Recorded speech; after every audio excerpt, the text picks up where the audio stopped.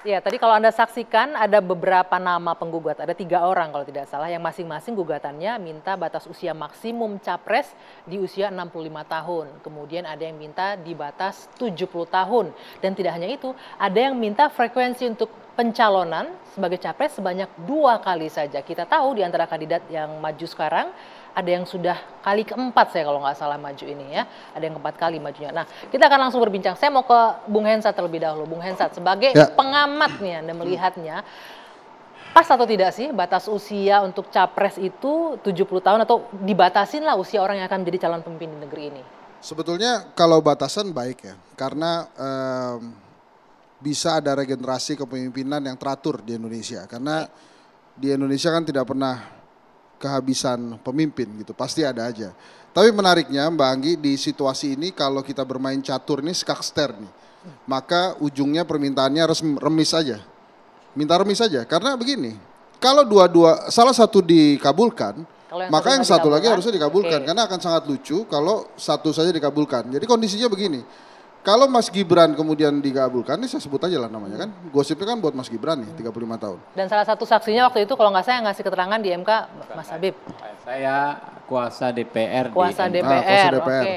Nah kalau Mas Gibran dikasih, kemudian yang 70 dan 65 juga harus dikasih. Biar berimbang. Biar berimbang. Dan biar nggak ada sakwa sangka kok MK pilih-pilih dalam Nah memberikan makanya ini kan aturan. skakster, jadi kelihatannya ujungnya adalah dua-duanya nggak ada yang dikabulkan.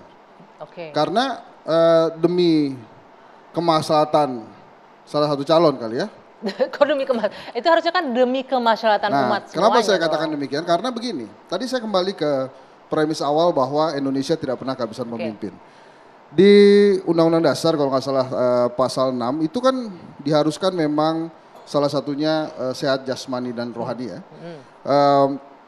Itu yang pertama. Terus kemudian yang kedua, Indonesia tidak pernah kehabisan pemimpin. Yang ketiga, di beberapa contoh negara lain maksudnya, di Amerika Serikat misalnya Donald Trump 73 tahun, kemudian Joe Biden juga di atas 70 tahun.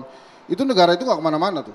Untungnya mereka negara maju. Oke, artinya nggak berkembang gitu jadinya nggak berkembang. Gak terus maju, kemudian bahkan sekarang Joe Biden kondisinya kan dengan konflik Ukraina Rusia itu tempatnya nggak bagus banget. Tapi nggak usah jauh-jauh, kita punya Wapres juga ketika maju 76 tahun loh nggak masalah. Wapres adalah pengganti presiden. Berbeda letak strategisnya Mbak Anggi. Oke. Kalau Pak Kiai Maruf sekarang menurut saya menjalankan undang-undang dengan baik dan benar tuh. Kalau nggak diminta Pak Jokowi bergerak, nggak bergerak dia. Benar secara undang-undang. Nah, tapi kalau kemudian tidak ada batasan maksimal calon presiden, ya memang akhirnya si calon presiden itu akan dikuasai orang-orang itu saja. Oke. Nah, nanti pasti ini kan Bang Noel dan Bang Habibur Rahman bilang, oh itu hak asasi.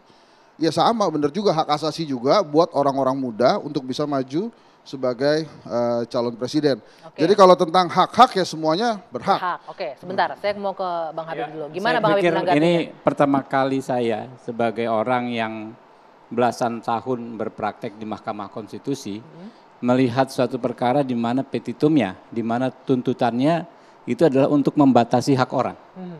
Alih-alih untuk meminta hak konstitusional gitu kan. Kalau dicek mungkin bisa satu-satunya dan masuk rekor museum rekor Indonesia.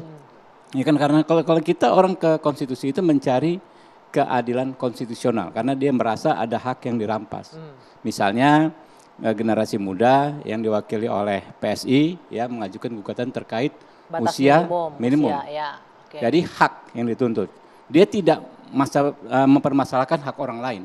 Mau umur berapa dan lain sebagainya, penting kami juga diberikan kesempatan. Dan ini adalah dijamin, batu ujinya adalah 28D ayat 3 konstitusi kita. Setiap warga negara berhak berpartisipasi dalam pemerintahan. Nah, kalau sikap kami bagaimana? Partai Gerindra disampaikan langsung oleh Pak Prabowo terkait uji materi yang diajukan rekan-rekan PSI, menyampaikan terkait pemilihan presiden kita jangan lihat usia lah, terlalu melihat usia, bahasanya presiden seperti itu. Kenapa? Nggak bisa digeneralisir. Ada anak muda misalnya belum 40 sudah matang, sudah berprestasi banyak, ya kan? Ada ini bahasa saya ya, sebaliknya. Ada orang yang di atas 70 tetap energik, tetap sehat, tetap kuat dan pasti dipastikan mampu menjalankan tugas kenegaraan yang yang sangat besar. Nah, itu dia. Jadi Ini gugatan ya kalau dibilang aneh-aneh tapi lain. itu bagian dari demokrasi. Ya.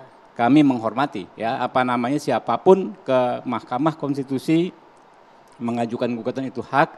Cuma saya harus menunjukkan bahwa ini gugatan yang memang ya bukan gugatan yang umum yang kita lihat di Mahkamah Konstitusi. Setuju nggak kalau ini akhirnya disebut bisa menghambat langkah Pak Prabowo nantinya? Ya, jadi soal remis atau win-win tadi nggak pada tempatnya. Ini kita tidak menang-menangan di MK kok. Kita bicara undang-undang sebagai norma yang mengikat masyarakat secara umum. Terlepas ya norma itu nanti menguntungkan si A, si B, si Gibran, si siapa, Emil Dardak dan lain sebagainya. Tapi produk dari Mahkamah Konstitusi itu adalah norma yang bersifat umum. Dia bukan basicking, bukan yang ditujukan untuk 1-2 orang. Jadi nggak pada tempatnya diperbandingkan. Bahasa lagunya ojo dibanding-bandingke.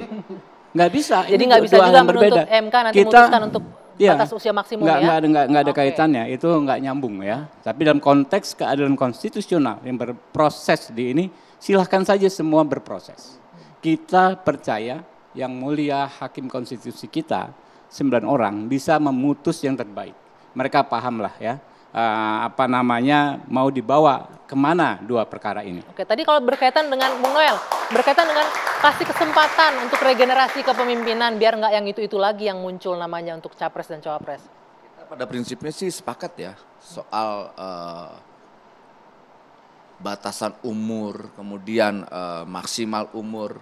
Nanti lama-lama akhirnya hilang substansi berdemokrasi kita. Hanya persoalan-persoalan hal yang kayak begitu tanpa ada prinsip demokrasi yang kita sepakati soal diskriminasi. Ini kan seharusnya siapapun punya hak untuk memimpin dan dipimpin di Republik itu bagian dari konstitusi yang kita sepakati. Nanti lama-lama jangan yang berambut putih, jangan beruban, jangan yang gemuknya sekian, jangan yang kurus. Akhirnya kita tidak menemukan roh dari sebuah perjuangan. Seharusnya yang digugat itu siapapun nanti yang terpilih ketika tidak berpihak kepada rakyat, ketika nipu rakyat, kita harus adili. Itu yang lebih ekstrim, lebih keren. Bukan persoalan umurnya. Karena menurut saya, kalau negara yang demokrasi yang benar-benar beradab, ruang demokrasi itu kasih kesetaraan itu. Jangan sampai dibatas-batasi. Toh yang paling penting, dia punya kompetensi tidak memimpin. Itu ukurannya, bukan soal umur. Kalau soal umur, aduh saya mengkhawatirkan. Apalagi yang menggugat ini, pengacaranya ini kan kita tahu nih. Doni Tri Istiqomah, itu caleg PDIP. Caleg PDIP itu beliau. Makanya saya khawatir. Jadi apa dari PDIP yang jangan-jangan agendanya PDIP. Pertama itu apalagi Doni ini pernah menerima kalau tidak salah menerima 400 juta dari Harun Masiku. Jangan-jangan ini agendanya Harun Masiku nih. Bisa kita menuduh ke sana kan? Kita nggak bisa menuduh. Nah ini karena Anda sudah menyinggung PDIP, saya ingin sedikit. Ini agenda saya. Yang kita bicarakan ini bukanlah jabatan yang ditunjuk. Misalnya Direktur Bank BUMN, ya kan ya, Ketua Mahkamah Konstitusi, sebagaimana tadi disebutkan oleh pemohon, tapi jabatan yang dipilih oleh publik. Pada akhirnya mau pilih yang muda, mau pilih yang lewat 70 tahun, mau pilih yang ganteng kayak kita berdua begini ya. Terserah kepada publik ya, kepada rakyat. Ya, tapi sebentar, karena tadi menyinggung PDIP kan orangnya nggak ada di sini nih. Seharusnya memang jangan ada Hensat dan Faisal. Sebentar, saya ingin menampilkan bagaimana pernyataan dari Sekjen PDI Perjuangan mengenai uji materi ini. Bisa ditampilkan informasinya, berita terkaitnya, sehingga ini bisa kita clear di air ya. Jadi jangan sampai ada tuding menuding. Coba kita lihat. Gak menuding. Membacakan berita. Gak ada beritanya nih. Oke, sebentar. Tapi apapun itu sepakat tadi kalau bilang MK jangan sampai jadi alat. Kalau memang satu diterima soal batas minimum. Juga berat badannya nanti. Biar Hensat nggak bisa nyapres. Nggak apa-apa, nggak pengen juga. Nggak, kalau jangan gitu, kalau tidak ada pembatasan, sebaiknya juga threshold di 0% juga. Jadi tidak pembatasan.